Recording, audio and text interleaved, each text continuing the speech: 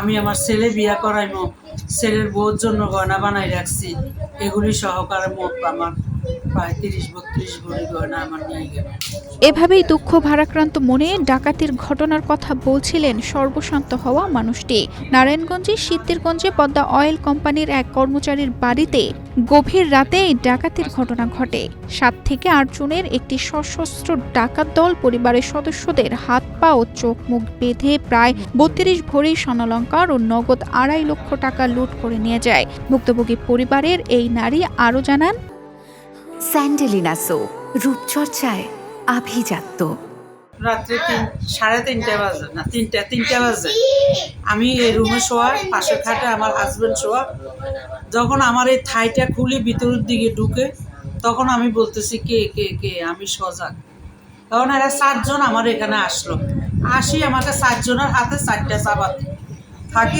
আমাকে বললো ওই দিক থেকে তোদের ছেলেদেরকে আমরা জব্দ করে ফেলছি, কোনো কথা বলবি না, আর তোরা দুজন কি আছে দিয়া দে, আমরা কিন্তু ডাকাইতে আমরা তোর বড় বাঁচতে দিই। তখন আমি বললাম, আমার হাজবেন্ডে বলছে, আমি বলছি দেখ তোমরা তো আসছস, যা আছে আমি নিরুপায় সহজে তোমরা সব কিছু দিয়ে দিতেছি। ওই রুমে আমার মেয়ে আছে, মেয়ের 2টা বাচ্চা আছে, মানে ওরা আমার জাল যা, তা আমি মেয়ে বলছি, মেয়ের বাচ্চা বলছি। ওই রুমে আমার 3টা ছেলে আছে, ওদের শরীরে কোনো টাচ করবি না, ওদের কোনো আঘাত করবি না, আমারও আঘাত করবি না, আমার হাজবেন্ডেরও আঘাত করবি না। দেখ আমার যা আছে সব চাবি টাবি আমি সব ওদের হাতে দিচ্ছি, আমার শরীরে যা ছিল সব আমি তুলে দিয়েছি। দেওয়ার পরে ওরা আমাদেরকে ওর বা আমার হাজবেন্ডের হাত বান ধরি, 2 জনে ধরে ওই রুমে নিয়ে গেছে, আমাকেও নিয়ে গেছে। আমাকে আমার শরীরে টাচ করে না, আমার বলছে, আমি নিজে যাই, ওখানে বসেছিলাম। এরপরে দিয়ে আমার এই 3 রুমে 4 রুমে সব তছনছ করি, যা পাইছে আমার স্বর্ণ গয়না, আমার 30 ভরির উপরে স্বর্ণ গয়না এবং আমার 2 লাখ টাকার উপরে টাকা।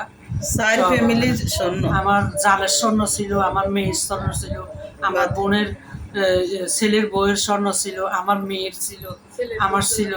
আমি আমার ছেলে বিয়া করাইমো, ছেলের বউর জন্য গয়না বানাই রাখছি, এগুলি সহকারে মোট আমার প্রায় 30-32 ভরি গয়না আমার নিয়ে গেল,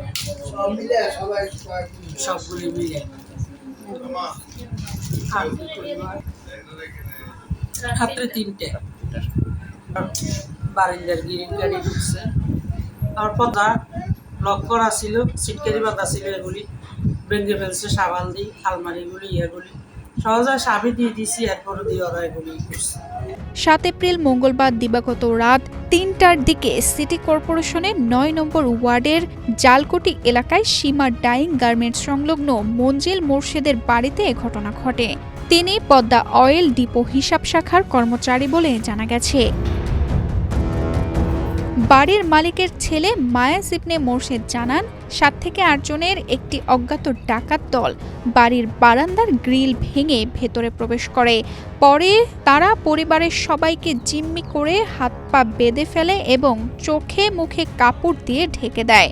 ডাকাতরা নগদ 2.5 লক্ষ টাকা, প্রায় 32 ভরি স্বর্ণালংকার, যার আনুমানিক মূল্য 75 লক্ষ টাকা, 3টি ঘড়ি, দামি শাড়ি, জুতা ও অন্যান্য কাপড় চোপড় লুট করে নিয়ে যায়।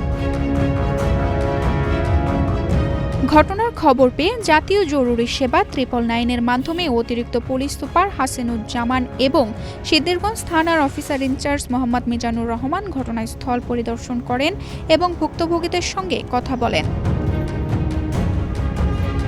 সিদ্ধিরগঞ্জ থানার ওসি মোহাম্মদ মিজানুর রহমান জানান, লুঠিত মালামাল উদ্ধার এবং জড়িত ডাকাতদের গ্রেফতারে পুলিশ অভিযান অব্যাহত রয়েছে।